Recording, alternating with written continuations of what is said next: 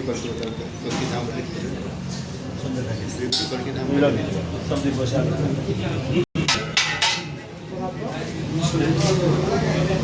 राष्ट्रीय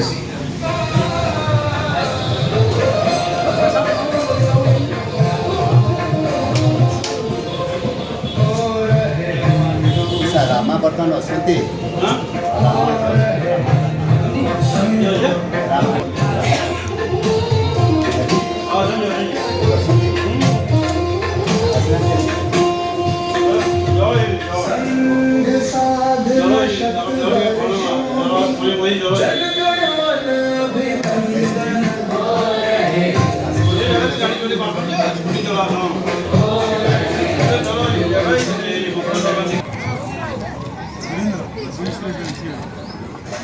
आज 7 नंबर बसतिर सज्जन मंडली वृंद और माँ भौणी मान हिंदू सम्मेलन आंतरिक शुभेच्छा और अभिनंदन। आज आम जहाँ मुख्य वक्ता रूप मुझे संक्षिप्त परिचय करुच्ची। से होती श्रीमान सुरेंद्र पंडा सह प्रांत प्रचारक पश्चिम प्रांत ओडिशा। सुरेंद्र भाई सैन्य विभाग दीर्घ 15 वर्ष निरंतर सेवा दे अवसर ग्रहण करी संघ कार्य पूर्ण रूपे समर्पित एवं मोर अति दक्षिण जे बसती सी होती सुरेंद्रनाथ महापात्र महाशय। से होती मुख्य पूजक आमर गोहिरी टिकिरा मंदिर जो आमर कल्की अवतार मंदिर अच्छी से स्थान मुख्य पूजक महाशय। मु वर्तमान मुख्य पूजक महाशय श्री सुरेंद्रनाथ महापात्र को अनुरोध करी से तांकर वक्तव्य रखिबे। तापर सुरेंद्र भाई को अनुरोध करी तांकर बौद्धिक रखिबे।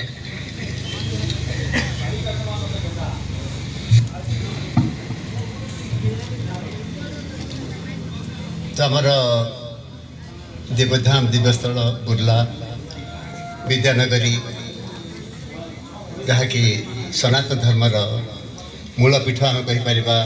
जे स्थान भगवान तंकर शेष अवतार कल्की अवतार ने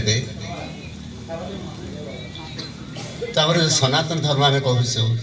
हिंदू धर्म कहूँ। तो सनातन हूँ से केवे आरंभ है कौन है आम जानी किंतु आमर साधु सन्त मैंने से धर्म विषय कही था एवं तार प्रसार एवं प्रसार लगी आमर चेष्टा अबाध भावन जारी रही आमर। तो सनातन हूँ जहाँ सत्य तापर से आधारित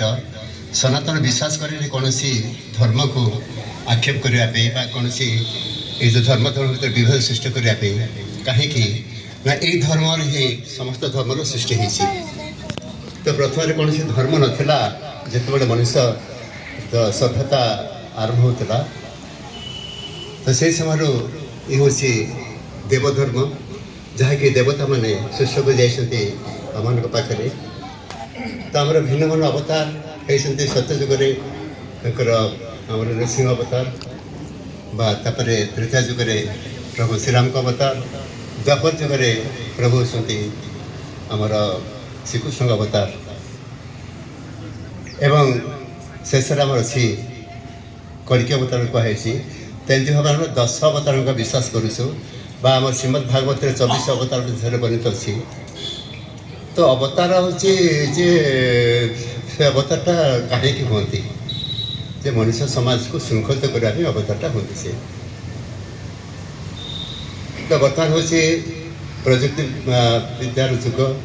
बर्तमान हूँ कौन ना कल द्वारा दुनिया चली मेसीन द्वारा दुनिया चली मनुष्य आम केवल परिचालन आम कर तेणु आम हाथ में बर्तमान किसी ना बर्तमान कल्की हाथ में सब अच्छी।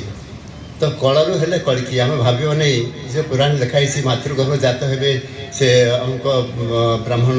तर सुमति स्त्री थी विष्णु दशा ब्राह्मण थे। तो यह सब हूँ परिकल्पना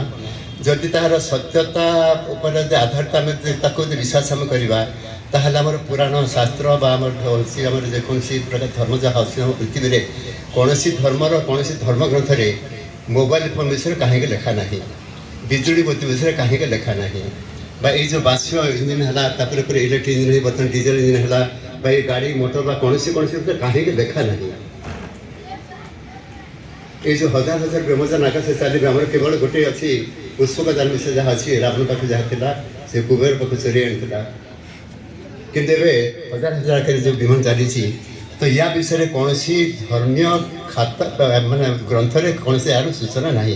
किंतु समस्ते आम कहते आम बाहा बाहा मार्चु आम ना आम ग्रंथ यह आसी पड़ा यह लिखाई यह लिखाई नुहे तो जुग को जुग यही मत परमानंद जगते तेणु जुग स्रष्टा स्थापना करने बुर्ला माटी गोटे युद्ध संस्था होता 1984 मसीह जो देखिए देखिए मुझे विषय वर्णना करें कहीं स्थान सहित जड़ित अच्छी तो सब माना अटकी रही लिखी आमर सम्बलपुर पाखे गुजराटिकेरा युद्ध हो तो ही बहबर कथन गड़ागड़ी हुई मड़ा बसते सम्बलपुर को भेजे गाढ़ संग्राम हो गजी रकतन नदी बहजे तो ये पाटे जो सब जाइए निश्चित भाव में आमर हनुमान देखिए से कौन भावी मुझे कहीपरि किंतु जो कलिकबतर आगे आगे जी से हनुमान मत आगे आगे जी झंडा धरिक यहाँ मुझे जहाँ देखी मुझे जहाँ मत जहाँ देखी मत तो तापर आमर स्थान निर्मित है से कौटी हो कलिकबतर कौटी हे तो गोटे पटे महानदी रहा गोटे पटे हीराकुद बंध रहा आउ गोटे पटे बुर्ला पहाड़ रहा मझी एरिया हूँ आम गुजराटिकर तापर से कहले जे तथा मत किए भीम भाई गोटे भवन पचार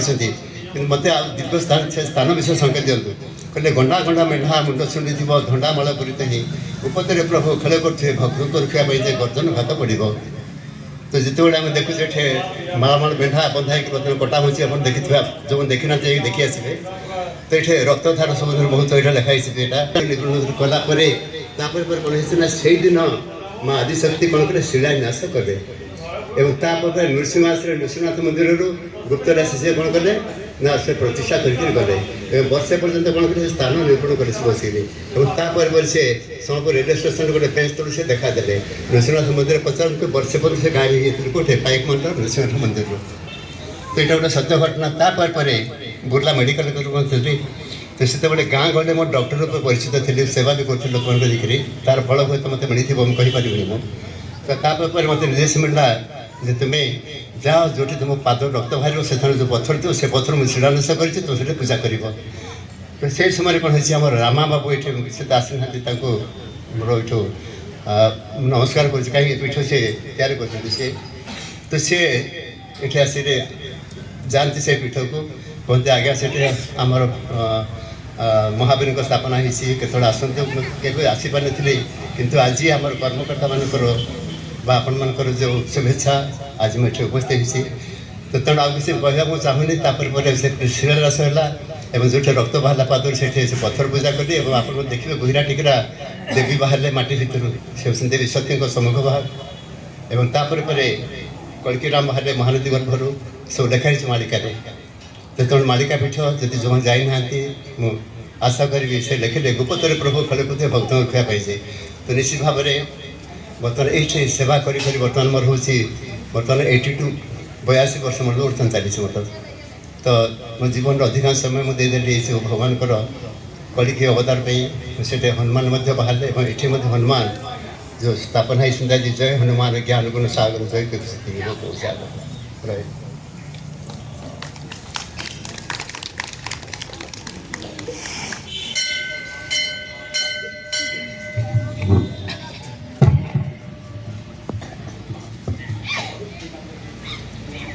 वंदनीय माँ भारत माता आम जो मंदिर रे उपस्थित अच्छे भगवान संकट मोचन हनुमान जी मंचरे विराजमान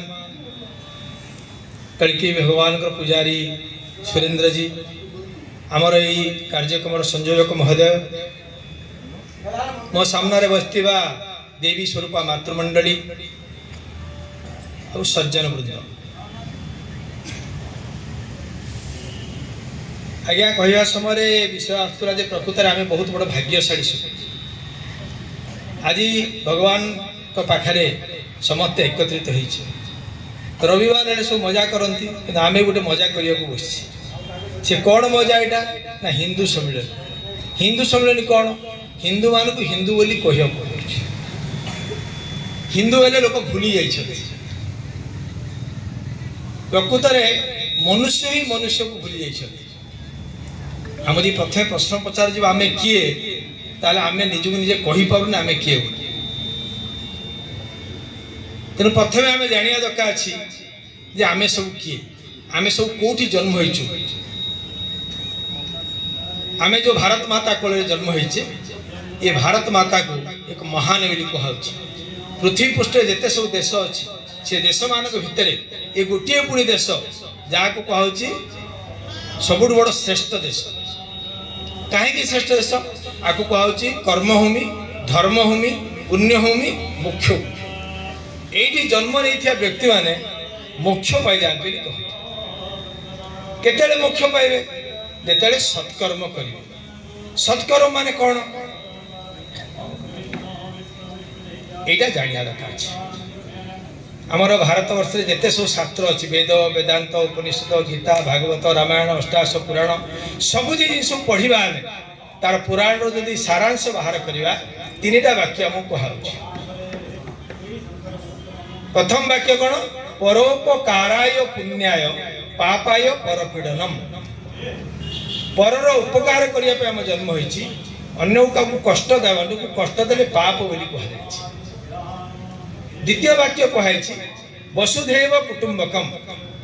सारा वसुधा हमें एक परिवार कहुई एक मार संतान तेणु भगवान पाखे आम सर्वे भवन्तु सुखिन कहूँ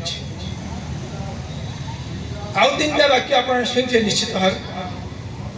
मातृवत परदारेषु भारत वर्ष माँ मानू माने माँ ही कहुई देवी कहुई निजर धर्मपत्नी को छाड़ा पर अन्य समस्ते आम सामने मातृतुल्य अटंती परद्रव्य सुराष्ट्रवत अन्यर सामान आम माटी सामान कहुई आत्म सर्वभूतेषु समस्त शरीर भगवान तो विद्यमान अच्छे एभलिया एक शरीर आम पाइचे आउ भारत मातार कोल जन्म होती ये भारत जमी आमर इच्छा आज गोटे सभा बसती इंद्रलोक गोटे सभा बसती से इंद्रलोक सभार ना है सुधर्मा सभा सुधर्मा सभा आज्ञा परिचय करें कौन कौन कार्यक्रम कहले कौन हम चिंतन करके आगुरी गोटे एजेंडा तैयारी हिंदू सम्मिलन सेमती गोटे एजेंडा तैयारी कर देवता मान से महाभारत माने भागवत लेखा अच्छे जे देवता माने स्वर्ग लोक भगवत गीतार कहुई तेज जन्म नबू ताले कौटी जन्म नबू देवता माने चिंतन करुछंती भागवत लेखा अच्छे एनुए स्वर्गवासी जने मने चिंतती अनुक्षणे भारत भूई मध्य जाई आम्भे मनुष्य तनु पाई देवता माने चिंतन करुछंती आम्ही मनुष्य की जन्म हवा ताले भारत भूमि रे जन्म हवा काहे भक्ति जोग अनुक्षणे भजिवा श्री कृष्ण चरणे भक्ति जोग माध्यम भगवान कृष्ण को स्मरण कले आम मोक्ष प्राप्ति पाई वाक्य कहते आमर पुण्य बल नाही आमे पाइबा अबा काहि आमर पुण्य बल नाही तेणु आम भारत मातार माटर कोड़े जन्म हो पारिबा नाही ए कथा देवता माने जो देवता माने जन्म देवाई चिंतन करती विचार करती जन्म हो पारती ना आम तो जानू कि जन्म होइछु आमर तो सौभाग्य समस्तर आम समस्ते भारत मातार कोल जन्म होइछे तेणु कवि कहउचंती केते तप बळे केते पुण्य फळे लभिली जन्म ए माटीर कोळे केते जन्मर तपस्या करथियार आम ए माटीर कोल जन्म होइछे कहीं ये माटी माटी नुहे ये माटी को आम माटी बोली कहि दउछे ये माटी नुहे ये माटी ना कौन ना माटी माँ माने मोर दुईटा माँ मत जन्म कर माँ जे 10 मास 10 दिन गर्भर धरिकी जन्म कर मत पालन कर माँ ये मत मोर माँ अच्छी तेणु भगवान राम कहते जननी जन्मभूमि स्वर्गादपि गरीयसी ये मत मोर माँ अच्छी ये मोर जन्मभूमि अच्छी ये मोर माँ अच्छी तेणु मो माँ कर्तव्य कौन मु जन्म होती किंतु आज मो माँ को तो बहुत जन्म कर भूली जाइए जन्मभूमि कौन करी आज लोक मैंने सब आत्मविश्रुत हो जाइए भूली जाइए निज मु किए मु कहीं जन्म होती मोर कर्तव्य कौन समस्ते भावती आम मनुष्य की जन्म हो सत्य कथा मनुष्य क्या जन ये धरा पृष्ठ रे स्वयं भगवान मध्य मनुष्य अवतार जन्म होते आमे मध्य कई कल्पना करछि कि आमे मध्य भगवान राम को भलिया भगवान कृष्ण को भलिया जने व्यक्ति ये भगवान रूप रे जन्म होइछे कर्म करिया पई एटा आमे भूली जाइछे मनुष्य की जन्म होइछे माने कोन पे जन्म होइछे करिबु कोन मनुष्य की जन्म होइछे बेले जन्म हलु बड़ हलु पाठशाठ पढ़लु तापरे किसी रोजगार पर चिंतन कलु रोजगार पर कौन कलु गोटे विवाह कलु विवाह करके आग तो आम 10-12 संतान थे बापा माँ आम सब जन्म होती समस्तर कि आजिकल एक आम दुई आमर दुई आजिकल आम दुई आमर एक तापर कह आम दुई आमर किए ना ये कहीं आम सुख रही चिंतन करुँ जहाँ को देखु समस्ते दुखरे अच्छा जहाँ छोट पिला पचारतु मुझे जन घर को जाए घरे द्वितीय श्रेणी झील पढ़ुता पाठ डाकिली माँ केमी अच्छु भल अच्छु कि आउ केते पाठ पढ़ुचु ना द्वितीय श्रेणी पढ़ुची केते मार्क रखुचु केते परसेंट रखुचु इन मुझे दुईटा थर पचारू पचारू से तुरंत रियाक्ट होगा कहला कौन अंकल मत टेंशन दूसरी आप ते कौन टेंशन देली माँ टेंशन नहीं जे कौन बापा कौच पाठ पढ़े माँ कौच पाठ पढ़े मास्टर कौच पाठ पढ़े जी कहला पाठ पढ़े केते मार्क मो मुंड खाईदे समझते तुम्हें आम घर को आस बुलापी चॉकलेट दे था बिस्कुट दे था आइसक्रीम दे था पार्क बुले नहीं था बोले मत खुशी लगे ना आसु आसु पचार आरंभ कर केते परसेंट केते मार्क मो टेंशन हम कौन कहला आज जहाँ को पता टेंशन जी बह कर टेंशन जी बह करनी टेंशन जार 4टा छुआ अच्छी टेंशन जार गोटे छुआ नहीं टेंशन जी चाकरी कर टेंशन जी चाकरी करनी टेंशन जहाँ को देखो क्या पचार टाइम नहीं टेंशन ऑल आर टेंशन मुझे बेले मजार कहे भाई टेंशन 10टा पिला कर टेंशन हो कि आजिकल तो टेंशन देखा सौभाग्य प्राप्त हम ना तो धीरे धीरे समस्त दुखी अच्छा ये दुखीर कारण कौन क्या पचार दुखी तो मैत्री मुनि को विदुर महामंत्री प्रश्न पचार ये जो मनुष्य जन्म एक दुर्लभ जन्म कहूँ 84 लाख जोनि पार कला मनुष्य जीवन प्राप्त हुए मनुष्य जन्म है भारत मातार कोल जन्म है ये आउरी सौभाग्य कहे कहीं यही गोटे धर्मभूमि कर्मभूमि पुण्यभूमि मुख्य कहे ये देवता मैंने आसपा चिंतन कर जगह को मुझे जन्म होती तो दुखी रोचे कारण कौन तो मैत्री मुनि हसिले उत्तर देले बाबू तुम्हें जीव आम भाई ए जी गोटे दुकान को जी चप्पल दुकान को बाबू आउ इडली टे देलु मो पुओ खाइबो से चप्पल दुकान टी हसिबो पागल हेला ये बोले चप्पल दुकान से इडली खुच गोटे भोजनालय को भोजन दुकान को जाइए जो होटेल अच्छी होटेल को जाइए जड़े कह मो झीर 10वीं श्रेणी बहीटा देल सी हसब निश्चित भाव कह भाई यहाँ भोजनालय अच्छी खाइबा मिलो ये पुस्तक मिलो ना पुस्तकालय गल जोता हाड़े मांगो सी भी हसब भाई यहाँ पुस्तकालय से जोतालय गले जोता मिल सेमती जो दुकान को आम जा से जिनस मागिले मिल तेणु आम जो दुकान अच्छे बाबा से दुकान ना कौन जान आम कौ दुकान अच्छे आम संसार दुकान अच्छे ये संसार दुकान ना को भगवत गीतार कौन कही दुखालय जदि पुस्तकालय गले पुस्तक मिलूँ भोजनालय गले भोजन मिलूँ पादुकालय गले पादुका मिलूँ दुखालय को गले कौन मिल दुख मिल कि दुखालय खाई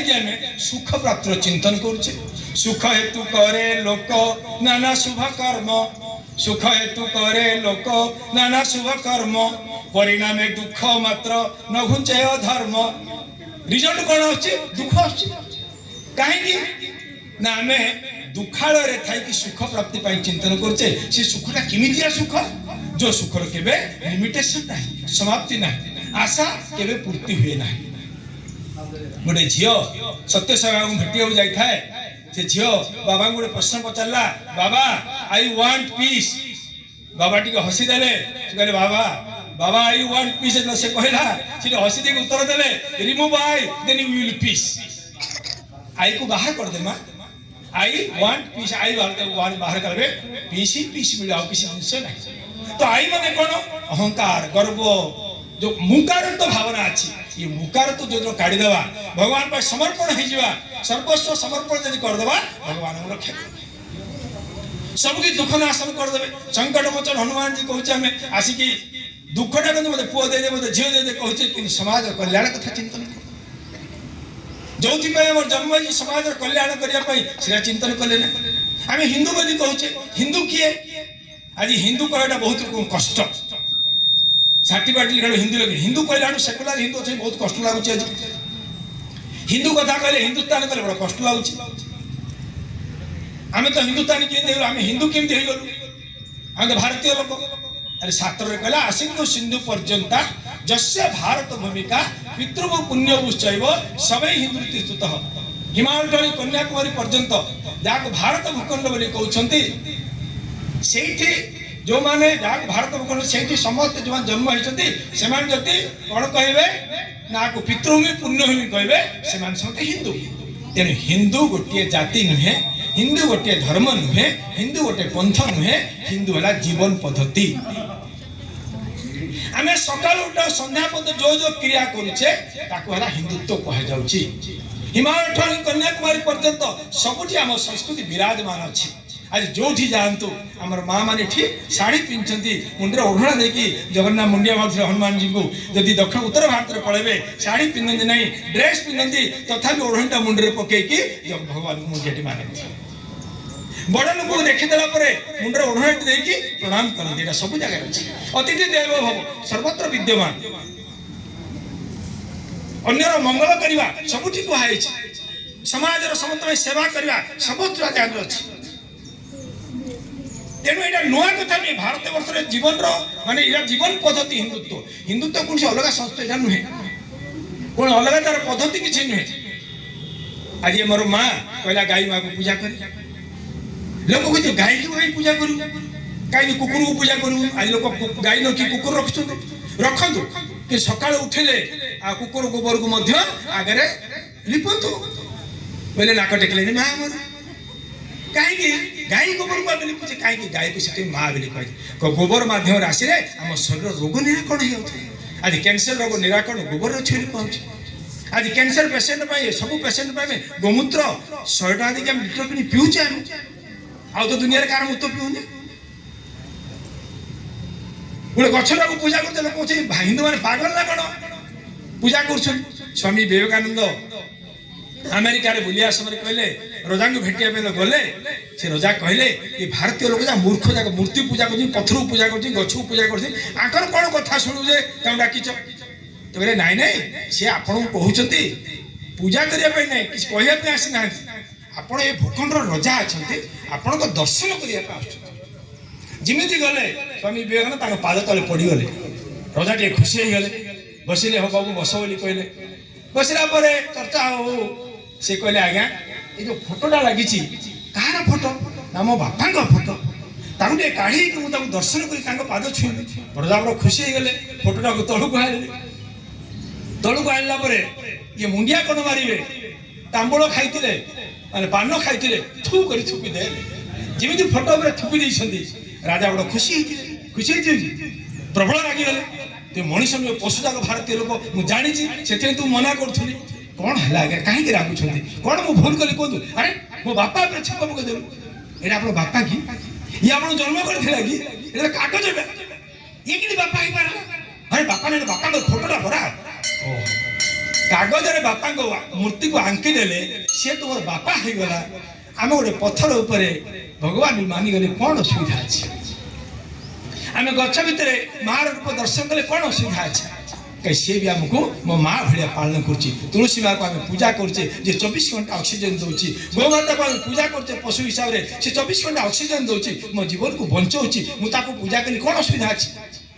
ସେତେବେଳେ ସେ କହିଲେ, ବାବୁ ମୁଁ ପ୍ରକୃତରେ ଜାଣିନଥିଲି ହିନ୍ଦୁତ୍ୱ ଏତେ ମହାନ ବୋଲି। ତେଣୁ ହିନ୍ଦୁ ସାଧାରଣ ଜିନିଷ ନୁହେଁ। ହିନ୍ଦୁ ସଂସ୍କୃତି ଯାହା କରୁଛି କୌଣସି ଏମିତି ବୈଜ୍ଞାନିକ ନାହିଁ ଯେ କାଟି ଦେଇପାରିବ। ଆଜି ପୁରୀ ମନ୍ଦିର ଆମେ ଯାଇଛୁ, ଜଗନ୍ନାଥ ମନ୍ଦିର ଗୋଟେ ସାଇଣ୍ଟିଷ୍ଟ ଗ୍ରୁପ ଆସିଲେ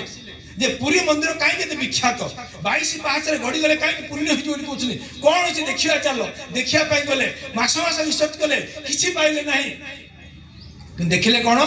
ଗୋଟେ ପୁଣି ମୁଭମେଣ୍ଟ ହଉଛି। କ'ଣ ହାତୀ ଶୁଣ୍ଡ କି ହାତ, କ'ଣ ଗୋଟେ କିନ୍ତୁ ମୁଭମେଣ୍ଟ ହଉଛି, କାଟି କାଟି ବାୟୁକୁ ଯାଉଛି। बहुत चिंतन कले देखिले रिसर्च कले सब कले किछि पाइले नै सेसु कहले गोटे अदृश्य शक्ति काम करे स्पिरिचुअल पावर काम करतु कहले ये स्पिरिचुअल पावर को सब पुण्य हेतु तो इंग्लिश रे स्पिरिचुअल पावर कहले हबो आमे भगवान के शक्ति कहले हबो नै जेतेबेले आमे भगवान राम लंका जय करिया पई सेतुबंध बांधिले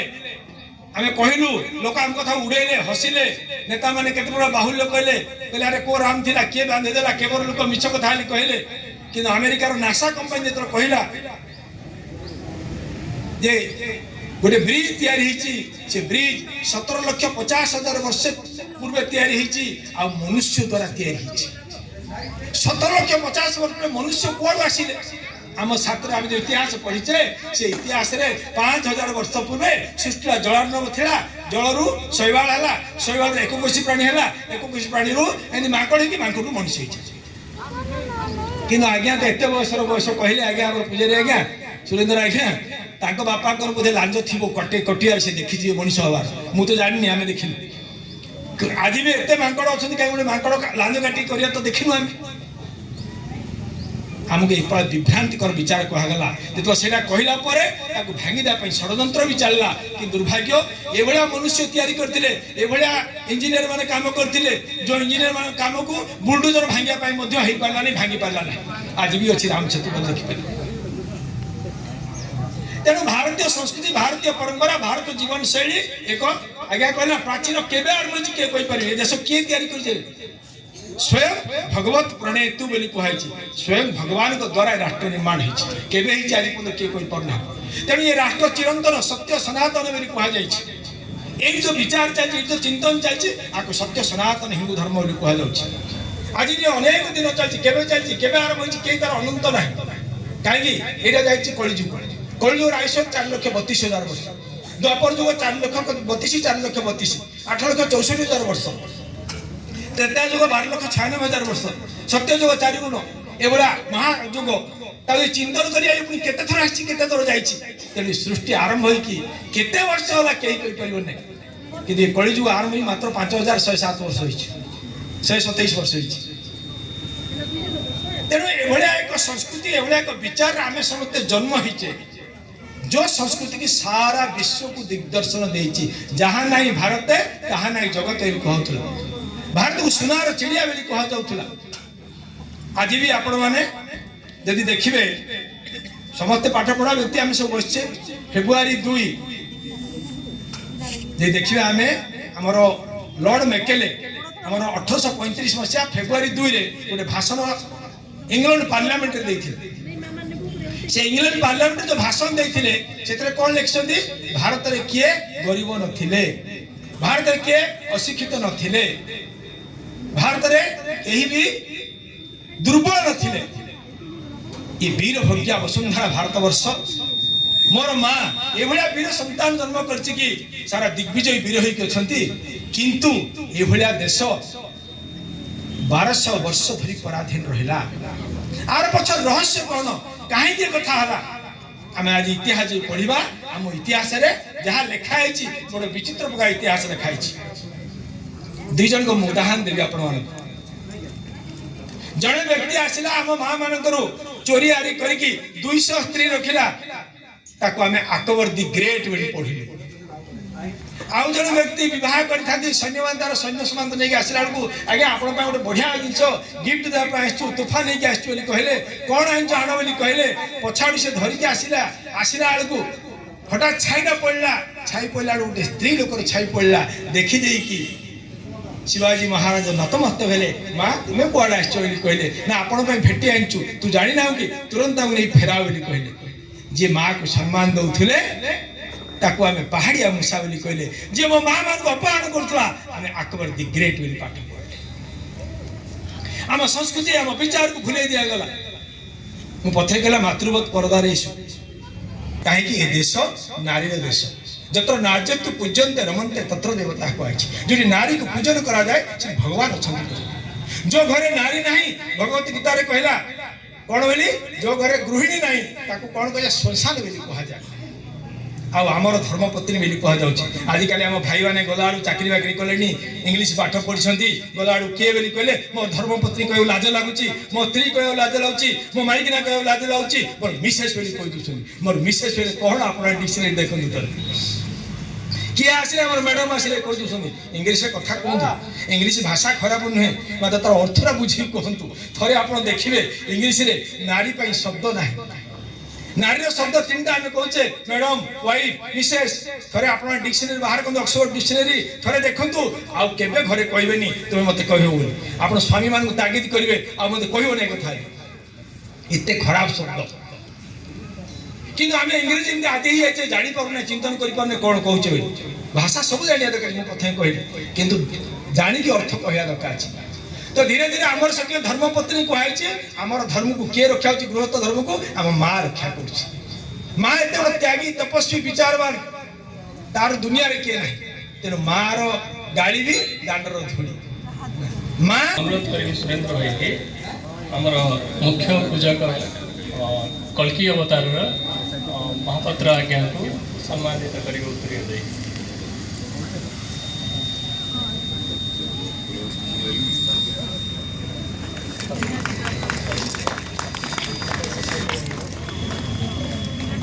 कालू भाई को अनुरोध करी से आमर मुख्य वक्ता श्री सुरेंद्र पंडा भाई को सम्मानित करेंगे कालू भाई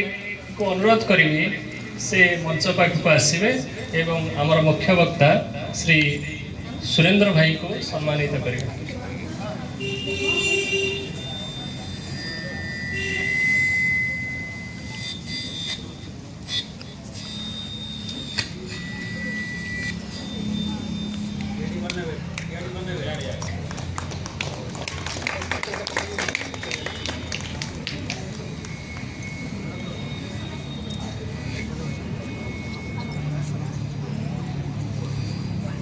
शांतिपाठ हम शांतिपाठ पर समस्त भोजन पर ओम सच्चिदानंद भगवान की